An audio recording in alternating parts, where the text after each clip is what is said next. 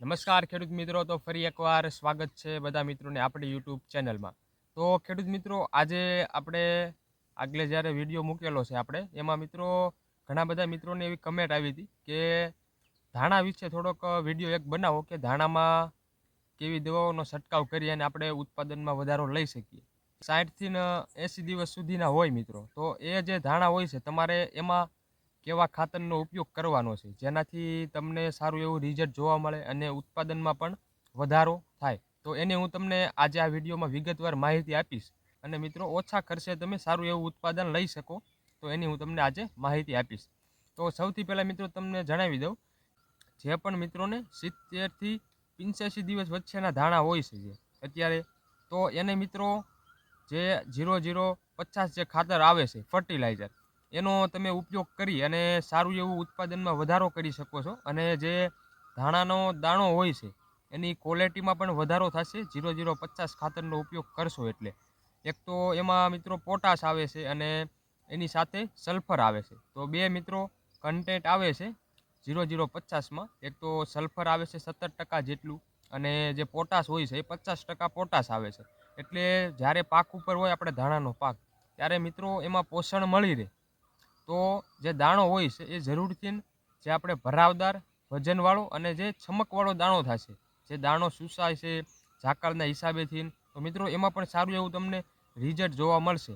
તો 0050 ખાતરનો મિત્રો બહુ જ સારું એવું રિઝલ્ટ મળેલું છે ધાણાના પાકમાં, અને જીરાના પાકમાં પણ એનું સારું એવું રિઝલ્ટ છે. આ જેમ આ ફાલ તમે જોઈ રહ્યા છો, જે આ જે સફેદ કલરનો ફાલ તમને દેખાય છે, જે એ મિત્રો ઘણા મિત્રોને પીળો થઈ જાય છે અને જે સુકાઈ જાય છે એટલે કે નીચે ખરી જાય છે.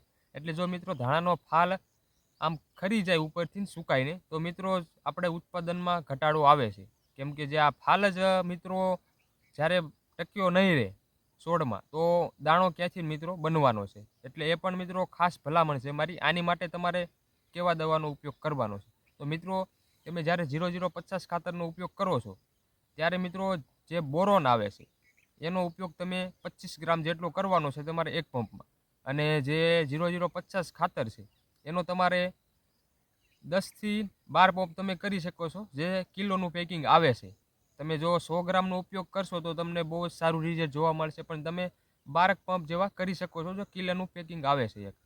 જે ફાલ સુકાય છે, તો ફાલ સુકારો હોય તમારે, તો એમાં મિત્રો તમે બોરોનનો ઉપયોગ કરી શકો છો. કેમ કે બોરોનની કમી હોય તો પણ જે ફાલ હોય છે સુકાતો હોય છે, તો એમાં તમારે બોરોનનો ઉપયોગ કરવાનો છે. અને જે બીજા મિત્રોને ધાણાનો પાક થોડોક નાનો છે, એટલે કે 50થી 60 દિવસ ત્યાં સુધીનો પાક છે, તો એને મિત્રો 05234 જે ફર્ટિલાઇઝર આવે છે એનો તમે ઉપયોગ કરી શકો છો. કેમ કે એમાં ફ્લાવરિંગમાં પણ વધારો તમને જોવા મળશે અને એની સાથે જ જે ફાલ બંધાય છે મિત્રો આપણે, એ સારો એવો બંધાશે ધાણાનો, અને એ સારું એવું મિત્રો તમને રિઝલ્ટ જોવા મળશે. એમાં પણ મિત્રો ઉત્પાદનમાં વધારો થાય છે 05234નો ઉપયોગ કરો તો પણ.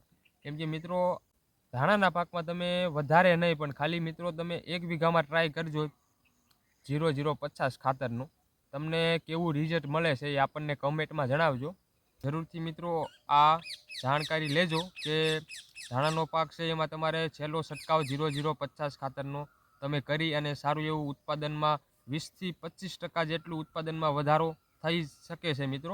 ધાણાના પાકમાં કે કોઈ પણ પાકમાં જ્યારે પણ પાક ઉપર હોય ત્યારે મિત્રો તમે એના 10 દિવસ પહેલાં જો છંટકાવ કરી દો, તો તમને 0050નું 100% સારું રિઝલ્ટ મળશે અને ઉત્પાદનમાં વધારો થાય. તો જરૂરથી આ વિડીયો જો તમને ગમ્યો હોય તો જરૂરથી લાઇક કરી દેજો. આ વિડીયોને શેર કરજો જાજો બધો, એટલે બીજા પણ ખેડૂત મિત્રો હોય છે એને આ જાણકારી મળી રહે. અને જરૂરથી મિત્રો આપણી ચેનલને સબસ્ક્રાઈબ કરી દેજો.